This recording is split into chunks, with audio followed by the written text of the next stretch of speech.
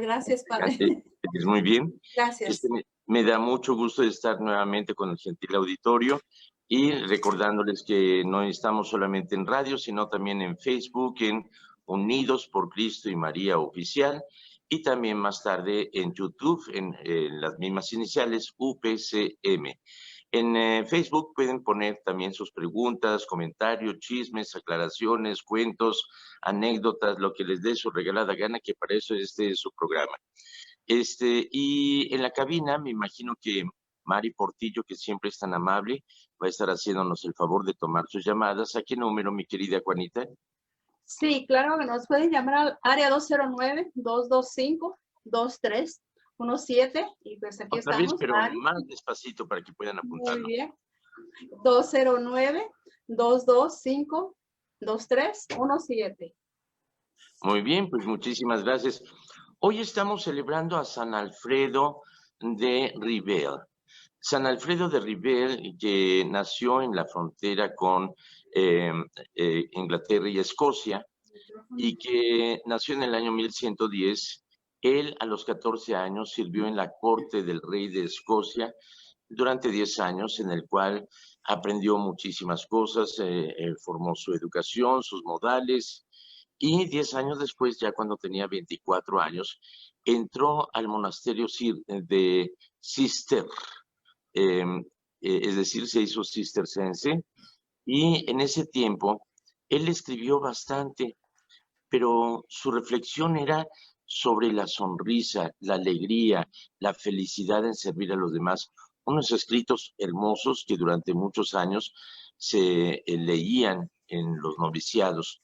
Y fíjense, este santo que supo encontrar la felicidad en el servicio a Dios en los demás. Es un gran ejemplo a seguir. Y curiosamente, mi profesor de inglés en la preparatoria, que fue el que me dio la clave para entender y para aprender inglés, el profesor Alfredo Rincón, quizá él no me recordaba, digo, con el tiempo me encontré con él, pero no me ubicaba como alumno suyo, quizá no era un alumno muy brillante, pero él me dio la clave para poder entender inglés. Pero lo característico de él, porque fuimos amigos hasta hace poco que falleció y que sigue siendo mi amigo en el cielo, él se dedicó siempre en favorecer a los demás, en velar por sus alumnos, por las familias de sus alumnos, en ser muy generoso. Con el tiempo su hermana se volvió anciana y enferma, entonces dedicó toda la vida a dedicarse a su hermana hasta que ella falleció, y posteriormente pues continuó tratando de dar clases, de hacer, de ser representante artístico, y en fin, tuvo una vida de generosidad y de amor hacia los demás, mi querido Alfredo. Y conozco muchos Alfredos. Fíjate que mis Alfredos son gente muy linda, son gente muy generosa. De alguna manera, el nombre influye mucho. Así, también todas mis Juanitas son muy lindas, sin exceptuarte a ti. Así que, bueno, fíjate que hoy una amiga muy querida, que fue alumna precisamente del profesor Alfredo Rincón, Miriam, me mandó un video muy interesante con Adela Micha. Adela Micha, la reportera allá de México, hizo énfasis de un video, de un discurso que dio el presidente de Uganda, el presidente Samabiene, donde se dirige a su pueblo diciendo: Dios está demasiado ocupado. No creo que tenga tiempo de estar aquí en Uganda cuidando idiotas. Es decir, Dios hace lo que quiere, pero ahorita estamos siendo atacados por un enemigo tremendo. Dice, cuando estamos en guerra, porque le hemos experimentado en Uganda, nadie te forza a estar en tu casa. Tú voluntariamente te metes a tu casa, y si tienes sótano te escondes allí. No estás reclamando tu derecho de salir cuando hay guerra. Tú voluntariamente cierras tus negocios. No estás reclamando que tienes derecho a mantenerlos abiertos. Tú, cuando estamos en guerra, te metes y ruegas a Dios porque puedas sobrevivir un día más y que un día puedas volver a comer. Cuando estamos en guerra, no protestas porque se cierran las escuelas. Ahorita estamos siendo atacados por un enemigo que no tiene cuartel, que no respeta sexo ni género, que no tiene gestos humanitarios para perdonar o para dispensar a nadie, no respeta religión, ni credos, ni iglesias, ni escuelas, ni nada. Dice, estamos en un peligro y esto es a nivel mundial. Por lo tanto, pidamos a Dios que nos bendiga, pero hay que hacer de nuestra parte. Ese enemigo puede ser derrotado ante la distancia social, ante el uso del tapabocas. La salvación y la protección está en nuestras manos cuando nos las lavamos y cuando usamos líquido sanitario. Está en usar la prudencia, no exponernos a ese enemigo. Fíjense qué bonito. Dice, oremos a Dios para que Él haga su parte y nos proteja, pero mientras tanto, hagamos la nuestra. Bonito mensaje y es algo muy importante. Aquí en la cabina, me imagino, Juanita, que antes de entrar hicieron todo el protocolo de líquido sanitario y demás. Y esto es lo importante. Es decir, aquí la cabina es una área segura y en la cual, pero me imagino que saliendo de la cabina inmediatamente te pones tu tapabocas. De la misma forma, cuando celebro la misa, todos mis feligreses están con tapabocas, pero yo no uso el tapabocas y los lectores tampoco. Pero apenas voy a dar la comunión, me pongo el tapabocas para dar la comunión y uso líquido sanitario. O sea, hay que tomar muy en serio esto porque estamos viviendo una etapa que aunque haya vacunas, todavía sigue el virus atacándonos. Entonces los hospitales están saturados, necesitamos tomar todo tipo de precauciones. Bueno, pasando a otro tema, hubo un chisme de que en el Vaticano hubo un corte de luz y secuestraron al Papa o que lo metieron a la cárcel y que pedían rescate y que cuando apareció el Papa era un holograma y que un montón de taruga de media. No es cierto. Sí, se fue la luz en el Vaticano, como se ve la luz y hay apagones en otras ciudades. Recordemos que el Vaticano es un estado, pero también depende de Roma, en Italia. Está justamente en el centro de Roma. Es un estado, es un país independiente dentro de Roma. Entonces sufrió ese apagón eléctrico, pero decían que habían llegado muchas camionetas negras y que habían secuestrado al Papa. No es cierto. El Papa tuvo recientemente unos dolores debido a que sufre la tensión del nervio ciático. Entonces eso le impidió el celebrar la misa del Año Nuevo. Y lamentó mucho no hacer los bautizos el día domingo, que es el día del bautismo del Señor, el domingo pasado, que tradicionalmente lo hace, pero salió a dar la oración de Ángelus y a dirigirse a la gente en el Vaticano, en la Plaza de San Pedro, y dijo que ya había hecho su cita. Fíjense qué bonito. No espera a que lleguen a inyectarlo, sino que él había hecho su cita y que iba a formarse en fila, como en la misma forma como la gente hacía fila para ser bautizada por Juan el Bautista y como Jesús también hizo fila. Dice, yo tengo mi cita y voy a ir a vacunarme. Qué bonito, ¿eh? Dice, tomemos la vacuna como un ejemplo de este bautismo.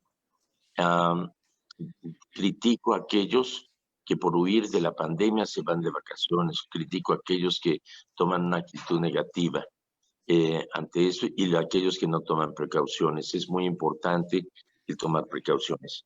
El Papa el día de ayer, bueno, quiero aclarar, no ha sido encarcelado, no ha sido secuestrado. Esos son, como dice la canción del Venado, son rumores, ¿ok? Es una fake news, una noticia falsa. El Papa ayer sorprendió al mundo con algo que ya se esperaba. Déjenme platicarles, el Papa sacó una carta apostólica de motu propio, que se llama Spiritus Domini, sobre la modificación del canon 230, inciso A, del Código de Derecho Canónico. ¿En qué trata esto? Ya en el Concilio Vaticano II, en la en el documento Sacrosanctum Concilium, que habla sobre la liturgia, hacía ver todos estos cambios que se han dado actualmente, como es la misa frente al pueblo. Ya el altar no está pegado a la pared, sino que ahora está el altar frente al pueblo y el sacerdote habla frente al pueblo en el idioma propio de cada país.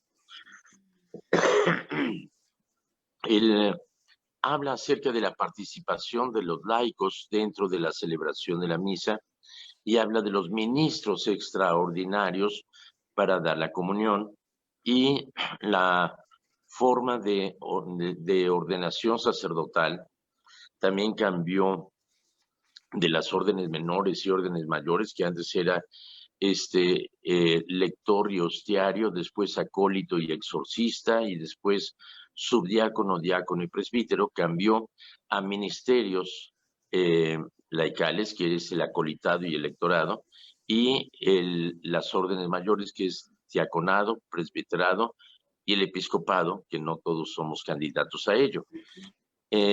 Se hicieron varias reformas, entre ellos la participación activa como lectores y lectoras. De acuerdo al ordinario del lugar, de acuerdo al obispo del lugar, se concedía el permiso para que las mujeres pudieran servir en el ministerio y como lectoras o como ministros extraordinarios de la comunión o como acólitas. Sin embargo, no estaba explícitamente permitido, o sea, no estaba estipulado en el Sacrosanctum Concilium, pero y el canon de derecho canónico no lo consideraba. Entonces el Papa el día de ayer modificó este código, el canon 230, inciso A, y es una carta en la cual él permite que las mujeres sean instituidas en el ministerio de la palabra y en el ministerio del acolitado. Entonces, no como ministras o candidatas al presbiterado, no, sino en un ministerio que debidamente instruidas e instituidas pueden ejercer ya, de acuerdo a este código, por derecho, el ministerio de la palabra y de la Eucaristía. ¿Ok? Ya se hacía, pero el código no lo consideraba, entonces el Papa hizo ese cambio, ese código. ¿Ok? Bueno, pues ya hablé demasiado, oye. ¿Y tenemos alguna pregunta, comentario, aclaración, inquietud, queja, objeción? Sí, padre, aquí tenemos 3 preguntas para usted que le dejaron a través aquí de la línea del teléfono. Aquí le dejo la primera. Le preguntan que si es posible casarse entre católicos y judíos.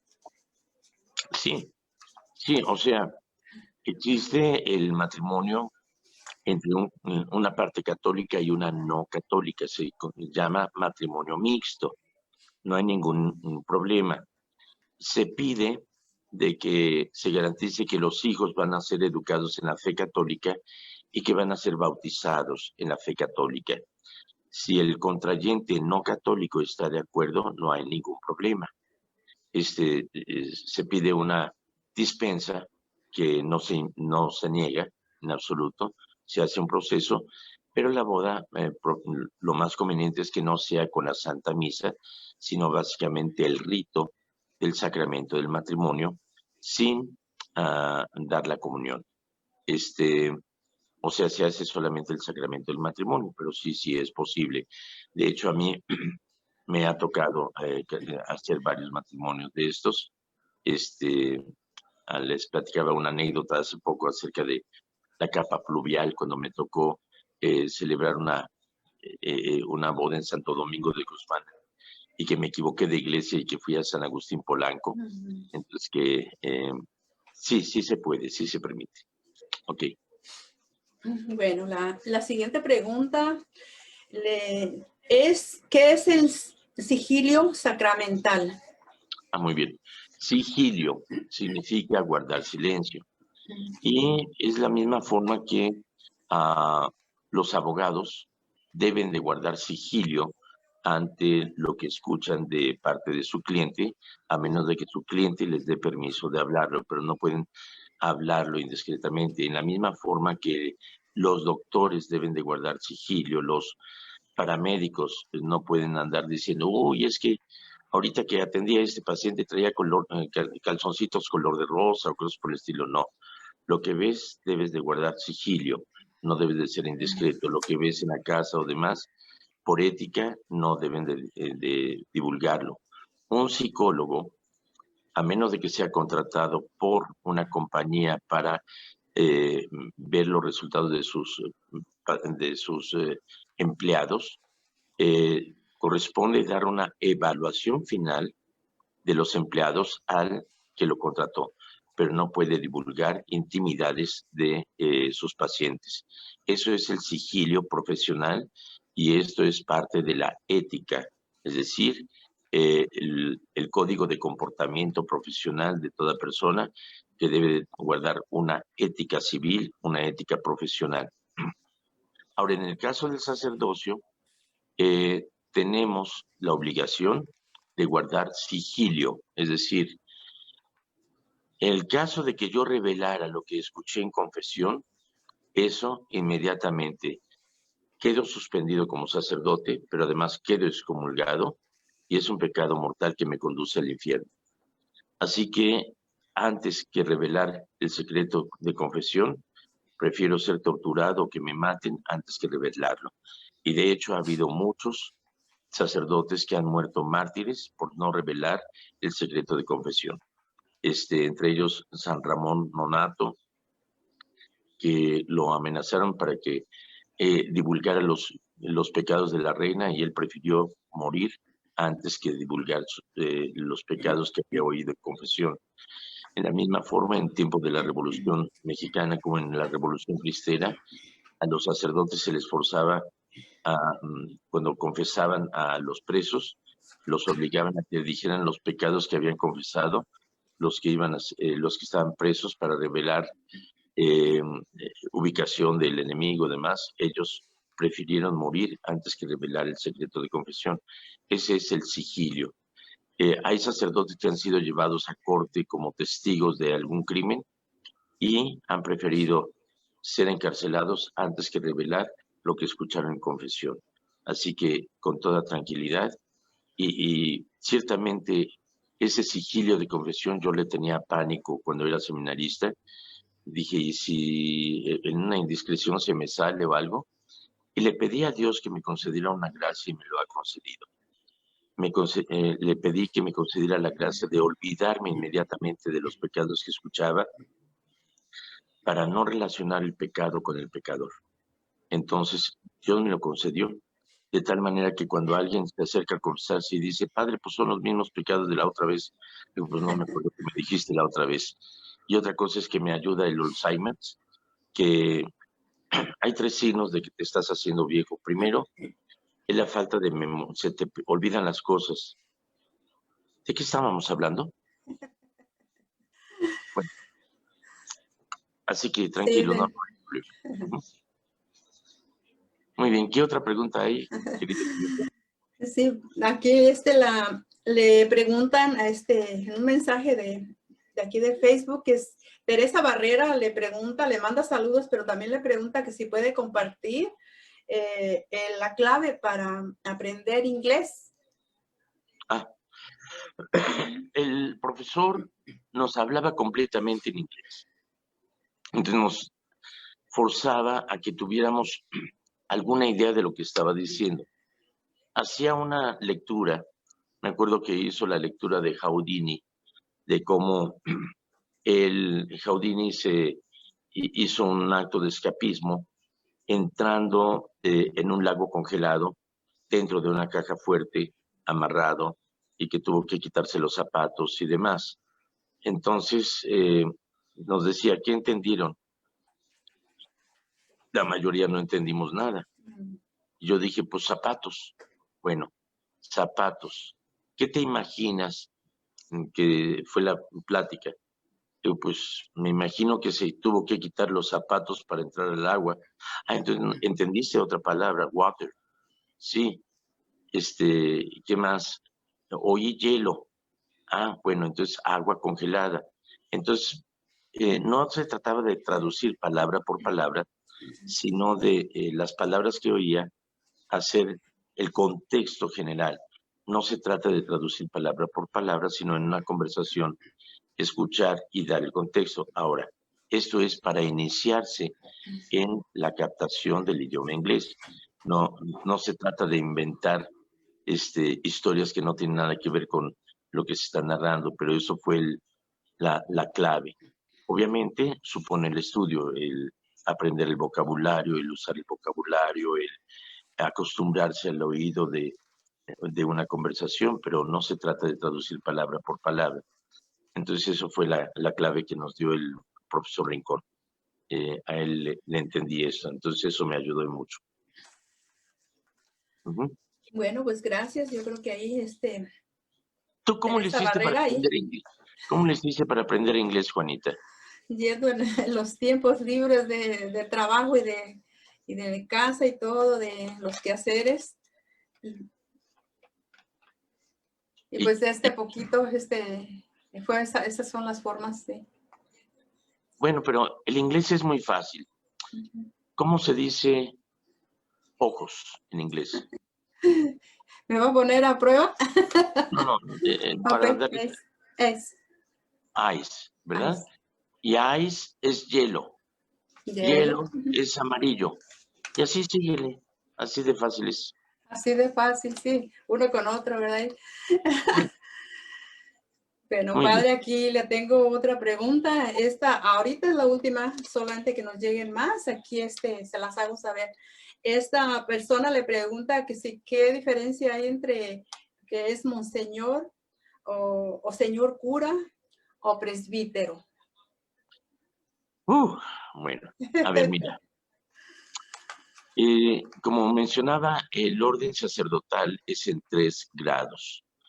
El primer grado, donde se tiene la plenitud del sacerdocio, que es sucesores de los obispos, sucesores de los apóstoles, son los obispos. Ese es el máximo grado del sacerdocio. El obispo tiene el sacerdocio en plenitud.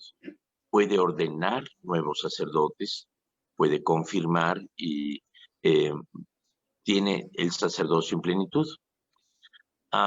Obviamente actúa, en el caso de ordenación de nuevos obispos, actúa con permiso del Papa para ordenar nuevos obispos.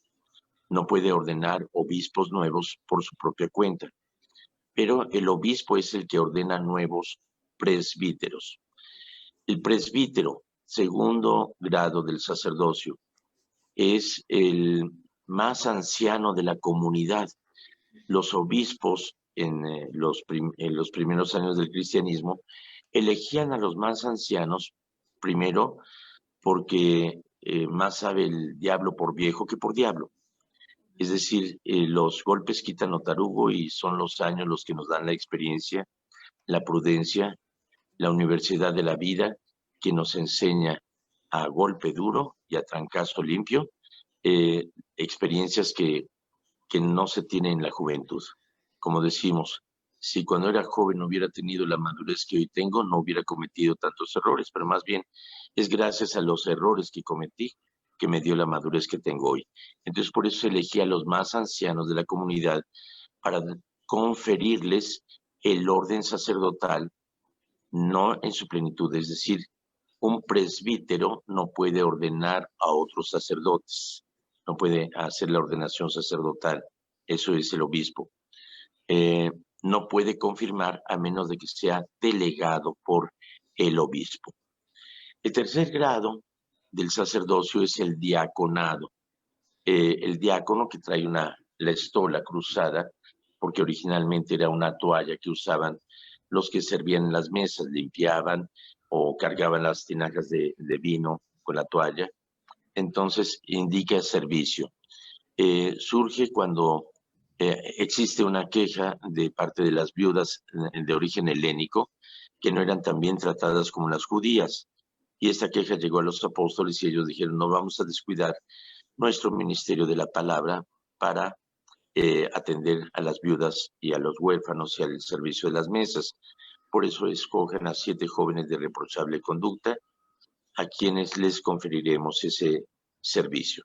Entonces los diáconos tienen ese servicio de la caridad, de auxilio al presbítero. Ese es el orden en tercer grado, que puede ser permanente en el caso de un hombre casado, con hijos, con esposa, que después de una vida ejemplar se prepara junto con su esposa actualmente durante 4 años sobre asuntos de teología y pastoral, y es ordenado diácono permanente. Sigue viviendo con su esposa, con sus hijos, sigue trabajando, pero auxilia en su parroquia, proclamando el Evangelio, predicando el Evangelio, presidiendo bodas, bautizos, dando la bendición con el Santísimo, casi lo mismo que un presbítero, pero no tiene el don para absolver pecados, ni dar la unción de los enfermos, ni convertir el pan y el vino en el cuerpo y sangre de Cristo. Es el diaconado permanente, y existe el diaconado transitorio o temporal, que es el caso de un seminarista que se está preparando para el presbiterado. Es ordenado diácono por un tiempo prudente. Yo fui diácono durante 1 año en la parroquia de la Santísima Trinidad en Villacuapa, antes de recibir el orden del presbiterado. Ahora, esas son las únicas órdenes. El Papa es el obispo de Roma, no es otra orden sacerdotal, es instituido como Papa, pero sigue siendo obispo. Es el obispo de Roma. Los títulos nobiliarios que existen son, por ejemplo, mi hermano Sergio es canónigo de la catedral. Normalmente quien cumplía 55 años era nombrado monseñor, ya no. Los que trabajaban en la curia eran llamados monseñor. La palabra monseñor viene del francés monsieur, mi señor. Es un título nobiliario que no sirve para nada. Bueno, señor cura. Bueno, empezamos por los títulos. El vicario es el que auxilia al señor cura, al párroco. El encargado de la parroquia es el párroco o señor cura. Aquí en inglés se dice pastor, pero en español es señor cura o párroco. Es el jefe de la parroquia, del territorio parroquial. Los que le ayudan son vicarios. Cuando hay un sacerdote que ya está retirado, que viene de visita y está temporalmente, se llama adscrito, es decir, inscrito, pero no tiene las funciones de vicario. Cuando estuve en Linwood, en San Emilios, no estaba incardinado a Los Ángeles, estaba temporalmente, estaba estudiando producción de cine y tenía necesidad de esa libertad para poder salir a hacer mis estudios, para trabajar porque no recibía un salario, y para poder hacer mis películas posteriormente. Entonces estuve como adscrito, no era vicario. Entonces me daba un poco más de flexibilidad. Vienen otros títulos como, pues básicamente es monseñor, canónigo, y paraleay, pero son títulos nada más nobiliarios y no sirven para nada. ¿Ok? Entonces espero haber respondido a esa pregunta que me hicieron. ¿Alguna otra cosa, mi querida Juanita? No, padre, estas son todas las preguntas que nos han llegado hoy. Así que lo que usted quiera completar está bien. No, pues básicamente es todo. Me ha dado muchísimo gusto compartir con el gentil auditorio y contar con tu ayuda, y con tu presencia. Siempre es un gusto. Así que Gracias. muchas gracias. Lo felicito por su ropa que trae hoy, el día de hoy está no sé, le da una presencia muy bonita, esos colores, el blanco con el otro color. Te agradezco mucho. Ustedes me verán siempre con camisa del mismo color o blanca o demás. Es que soy bien ideático en la forma de ordenar mi ropa, la pongo por colores de más claro a más oscuro, entonces tengo un montón de camisas blancas Sí. Entonces, no quiere decir, mira el padre cochinote que no se cambia. No, todos los días me cambio, pero ahorita es el turno de las camisas blancas. Luego siguen el tono amarillo, cremita, etcétera, y voy Sí. aumentando de tonalidad. Y A mí luego me es... pasa, por ejemplo, que cuando voy a comprar una camisa, digo, voy a comprar una camisa de un color que me guste, algo que no tenga. Y me compro una camisa verde pistache que me gusta, y llego a la casa y me doy cuenta que tengo como 3 Sí. camisas color pistache. Y bueno, Entonces, parece que veo que muchas personas les pasa eso, nos pasa eso. Sí, no, sí, muchas gracias, por su tiempo hoy, padre. Lo agradecemos mucho y pues aquí seguimos, pues, para el día de mañana, primero Dios. te agradezco mucho, Juanita, y pues me va a dar mucho gusto verlos mañana, que Dios les Primero Dios. acompañe, les colme de gracia y bendición, en nombre del Padre, y del Hijo, y del Espíritu Santo. Amén. Amén, amén. Dios les Cuídense bendiga. mucho.